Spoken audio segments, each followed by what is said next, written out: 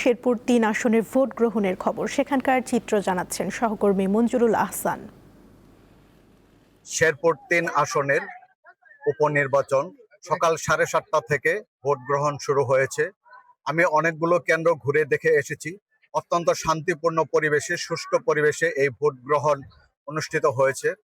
আজকে ভোটাররা তাদের পছন্দের প্রতীক এবং পছন্দের প্রার্থীকে এই ভোট প্রদানের মাধ্যমে তারা বাছাই করে নিচ্ছেন। আমরা যদি এখানে অনেক ভোটার রয়েছে, আমরা যদি ভোটারদের অনুভূতি একটু জানতে চাই যে তারা কি রকম পরিবেশে ভোট দিয়েছেন এবং তাদের কত বছর পরে বা কিভাবে তারা ভোট দিলেন, আমি একটু বিস্তারিত জানবো। ভাই, আপনার অনুভূতিটা কি? আপনি যে ভোট দিলেন। বিসমিল্লাহির রহমানির রহিম। আমি শিল্পপতি শিল্প বণিক সমিতির সহসভাপতি বিল্লাল হোসেন। এখানে 4বার যাবৎ ভোটই দিতে পারি না, তো এবার সুন্দরভাবে কেন্দ্রে এসে সুন্দরভাবে ভোট দিতে পারছি। আমার পছন্দের ক্যান্ডিডেটের আমি ভোট দিয়েছি আর কি। তো সুন্দর শৃঙ্খল ভাবে ভোট চলছে আর কি।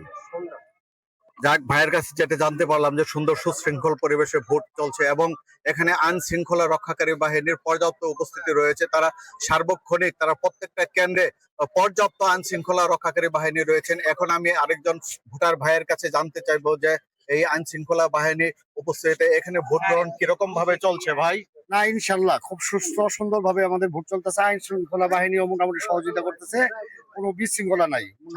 মানে শান্তিপূর্ণ ভাবে মানুষ তার পছন্দের প্রার্থীকে ভোট দিতে পারতেছে। ইনশাল্লাহ ওখানে কোনো ঝামেলা নাই, কোনো বিশৃঙ্খলা নাই। তার পছন্দের প্রার্থীকে দীর্ঘদিন পর মানুষ তার মনের প্রার্থীকে ভোট দিতে পারতেছে। এটি ধন্যবাদ।